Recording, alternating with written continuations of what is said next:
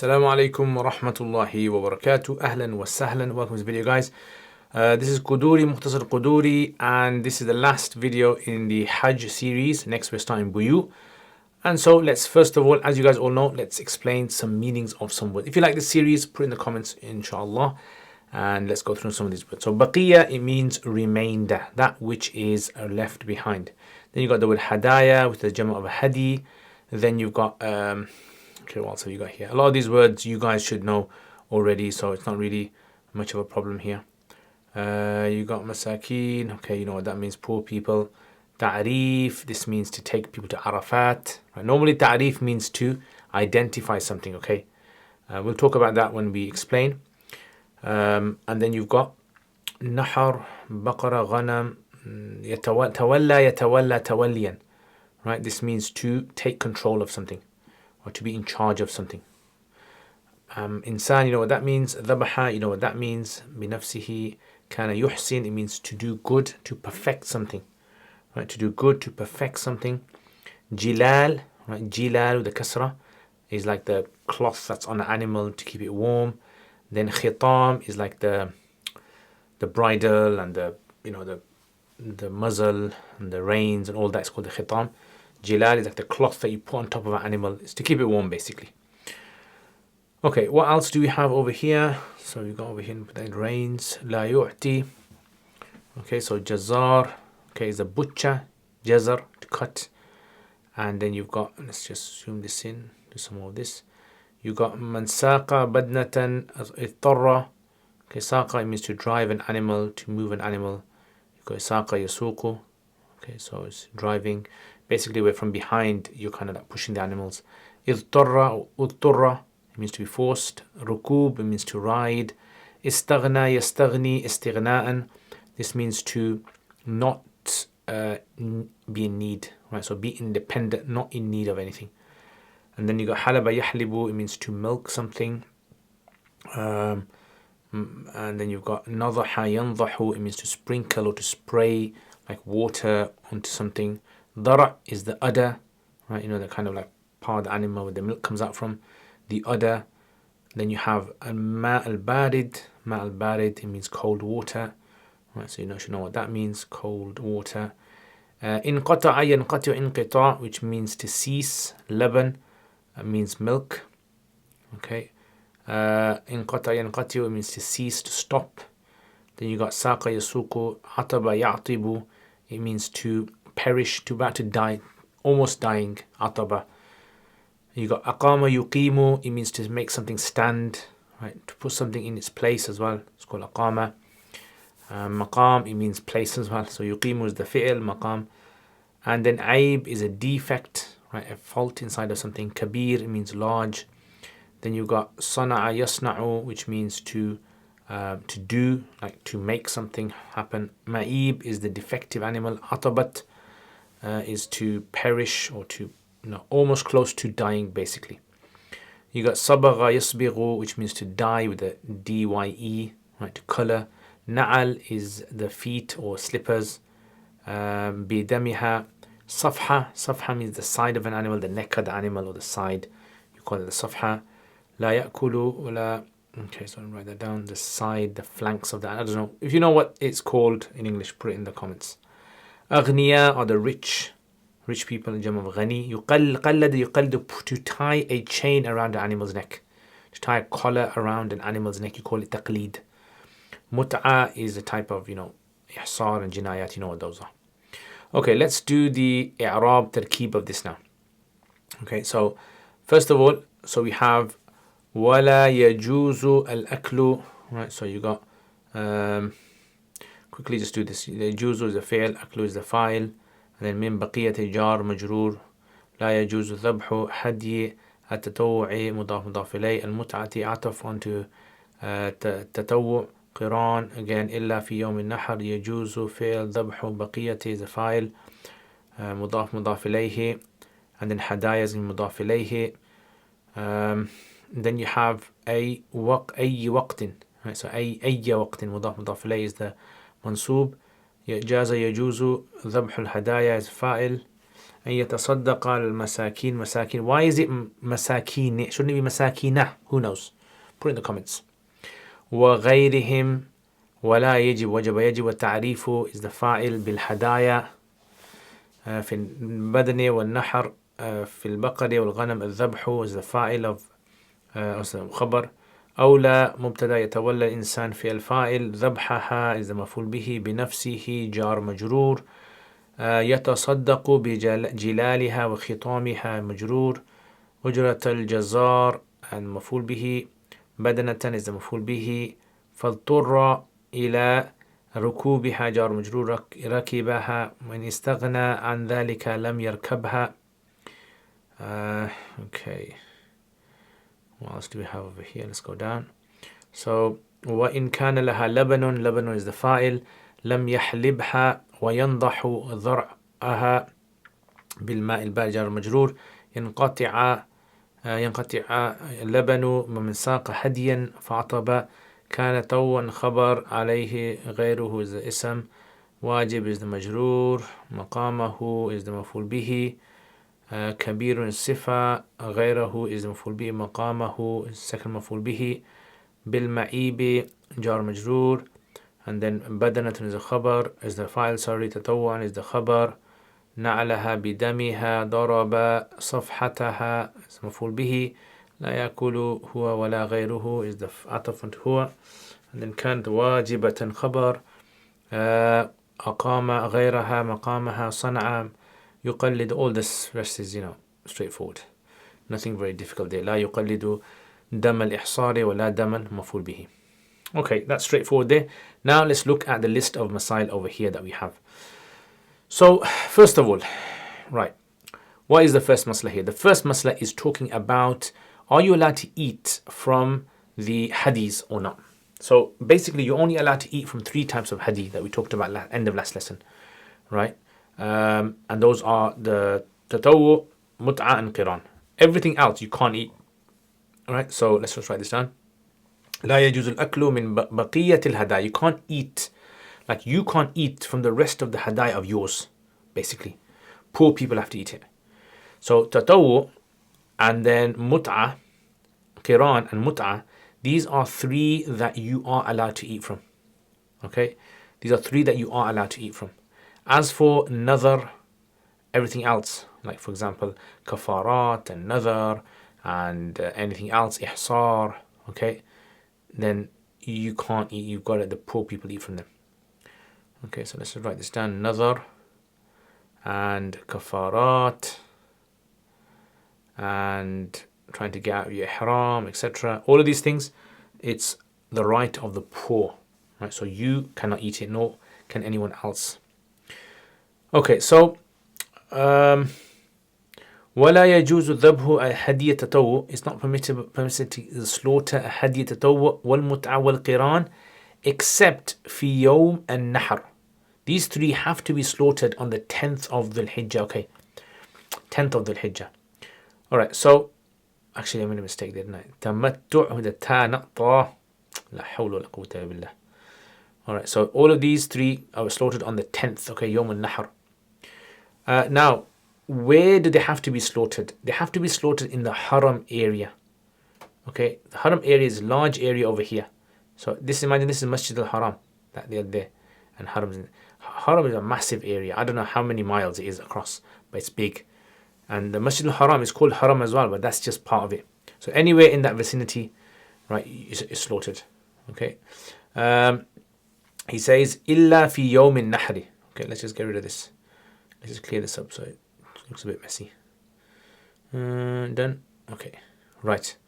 So all of these, so let's write this again then. So all of these, tatawwu, qiran, and tamattu, they can only be done on the 10th, the Yawm al-Nahr. They must, if you slaughter it before that, it cannot be done. Not allowed. Right, the 10th. Right, and as for the others, the rest of them, they can actually be slaughtered anytime. So these 2 and others can be slaughtered anytime. There's no specific time. وَيَجُوزُ ذَبْحُ بَقِيَّةِ الْهَدَايَا. The remainder, أَيَّ وَقْتٍ شَاءَ. Whenever the person wants. Right, so there's no specific time window that you have to slaughter in. Okay, So ولا يجوز ذبح الهدايا إلا في الحرم. So the hadaya, like I just told you, right, all of these have to be slaughtered in the haram vicinity. Remember I said Masjid al-Haram and all the hotels and everything fall under this. Okay, so if you've seen it today, basically all of these, they actually fall within this zone. Okay, you call this the haram. Right? Don't get this confused with the Masjid al-Haram. Okay, that's also called haram as well. So anyway, وَلَا يَجُوزُ ذَبْحُ الْهَدَايَا. The hadaya, sacrificial animals, cannot be slaughtered except in the haram vicinity. Right, so if you slaughter it outside of the haram vicinity, it will not be accepted. وَيَجُوزُ أَن يَتَصَدَّقَ بِهَا عَلَى مَسَاكِينِ الْحَرَمِ. Right, now, so all of these, right, you know, the nadhar and kafarat, etc., you're allowed to do sadaqah on the masakeen of the haram وغيرهم, and outside the haram as well. So basically you don't have to do it just in the haram. Like the Shafi say, you have to give that meat, the nadhar and kafarat, only to the poor people of haram. No, you can actually give it to haram, or you can even give it outside of the haram as well. Right, so you got a choice there where you want to give it. ولا يجب تعريف. Okay, 1 second. So these are kind of actually, you know, you can eat yourself as well, but we're talking about the others. Okay, next. So I hope you guys are enjoying this, by the way. Yeah, remember it's the last lesson of Hajj. I want you to go. I was thinking, shall I make an exam, a test, that someone wants to do a test of Hajj? You tell me. Okay, وَلَا يَجِبُ التَّعْرِيف. Now, one meaning of ta'rif is to identify the animal. We're going to be talking about at the end, okay? So that's called taqleed, basically. Taqleed, qallada, or ta'rif, that you make these markings on the animal like this, yeah, to show it's a hadi, right? But we're not talking about this idea, okay? We're talking about ta'rif, which means, do you have to take the animal with you to Arafat on the 9th? Or can you park it somewhere else? Yeah, that's like a strange parking an animal. Can you park the animal somewhere else? That's a weird one. So this is where, you know, obviously Hanafi say you don't have to take the animals to Arafat. Ta'rif is from the word Arafah, by the way. Okay, so he says, no, you don't. La yajibu, it's not necessary. If you want to take it, it's fine, but you don't have to take it. Okay, next. وَالْأَفْضَلُ فِي الْبَدَنِ النَّحْرُ وَفِي الْبَقْرِ وَالْغَنَمِ الذَّبْحِ. How are you going to slaughter the animal now? How do you slaughter an animal? What's the method, technique of slaughtering an animal? So the method and technique of slaughtering an animal is to nahr. Okay, let me just show you this. Arafat, okay. This is what the ta'rif actually means. I'll just draw it there for you guys, so that you know what the ta'rif is. Not talking about identifying you, even though the meaning is identify, but it's also from the word Arafah. In fact, you look in the chapter of Eid, I've actually mentioned this word there as well, at-ta'rif. If you know where it is in Hidayah in Eid, put it in the comments. Okay, right. So that's done. Next. So when you're slaughtering an animal, how do you slaughter animals? So when it's a camel, the camel's got this neck, isn't it? So you cut the neck at the bottom. Right, and the cows and goats and other animals you slaughter, you cut the neck, you pass the knife over the neck. So I don't know, let me show you. I don't want to show you a video, but there are videos of this. You can actually go onto YouTube, and you can find actually video how they slaughter camels. And I don't want to put it up because otherwise, you know, I might get my videos blocked on YouTube. Weird. So see, that's where they cut it. Imagine that's a camel. Over there, they pierce the animal's neck. Right over there. That's supposed to be a knife, by the way, guys. Yeah. If you apologize if you can't tell. So you just pierce it there, that's it, and let go. Whereas other animals, you don't pierce the animals. You actually slaughter, you actually cut. So you put the animal down on the ground. It's supposed to be a cow. Yeah, and then you cut the animal's throat there. That's called dhabh. As opposed to nahr. This is nahr, this is dhabh. Okay, right. So that's how you're supposed to do it. Okay, afdal. Now, if you obviously can't do that and you want to do nahr there, it's going to be done, accepted, right? But, you know, this is how the Arabs do it. So it's best to kind of try and copy them. وَالْأَوْلَى أَنْ يَتَوَلَّى. Now, the best thing for you to do is always, the nahr and dhabh should be done by yourself. This is always the case. Always try to do it yourself. And يَتَوَلَّى, that the person does dhabh بِنَفْسِهِ. So يَتَوَلَّى, he takes control over himself. That's if you're good at it. إِذَا كَانَ يحسن ذلك. If you're not good at slaughtering an animal, do not attempt it, because you're just going to put the animal through unnecessary pain. You don't want to do that. Okay. So this is why he says it's better for you to do it yourself, but if you can't get a butcher, a jazar. Now, what do you do with all the animal that has all the kind of like the ropes on it and the cloth on it that you bought for it? What do you do with all that? You got to give it in charity. يَتَصَدَّقْ بِجِلَالِهَا وَخِطَامِهَا. Its cloth and its reins, give it in charity. So, I don't know if you've ever seen in Pakistan when I was there studying, whenever Eid used to come, people used to buy their goats and cows and they used to decorate them with all these things around their necks and all these things on their hooves. When they walked, you could hear them. So all those are the jilal, and you do that. Now, you do not pay لا يؤتي أجرة الجزار منه. Do not pay the butcher from that stuff. Right? Don't try to get away and say, oh, you know what? Do you want meat instead of payment? No, you can't do that. You've got to give him a separate payment. Okay, because he's actually earned it, and this is charity. So you can't like pay your employees through your charity, basically. So it wouldn't be allowed. So jazar ujrat al-jazar cannot be from that. Okay, now it's supposed to be a camel there. Apologize. This is weird. All right, so let's say for example there is a camel, okay, and you're walking with the camel on the ground, and you get tired, exhausted, and you need to sit on the camel. Are you allowed to sit on the camel? Well, yes, you are allowed to if there's a dire need for it. You can sit on it. Yeah, man saqa badnatan, whoever drives a badna, meaning pushes a badna, faturra, and then he's forced to ride it, then he should ride it. Yeah, he's allowed to ride it. Wa in istaghna, however, once he now is not in need of it anymore, lam yarkabha, he doesn't ride it. Okay, all right. What if an animal has milk in its udder? Yeah, like animal has in udder, and if you don't milk the animal, sometimes it's actually painful because it's producing milk and it can't release the milk. So what you do is, the technique is you get cold water, you sprinkle the udder with cold water, and it stops the يتقلص, it stops the milk from actually coming out. And if it is in a lot of pain, then milk it and give it in charity. إن كان لها لبن لم يحلبها وينضح, if he has milk, don't milk it, and he should sprinkle the udder with cold water حتى ينقطع اللبن, until the milk ceases and stops. Okay, so this is a technique that they mention. All right, so this is basically how you're going to do this. Okay, next. What if you're traveling on a long journey, and you've got this animal, and the animal now is about to die. Yeah, you can tell it's going to die. It's not going to survive. If 1,000 people bring animals with them, one is bound to die on the way. So the animal is dying on the way. So what do? You slaughter the animal. Man saqa hadiyan fa'ataba. Whoever drives or pushes along an animal, sacrificial animal, and it dies.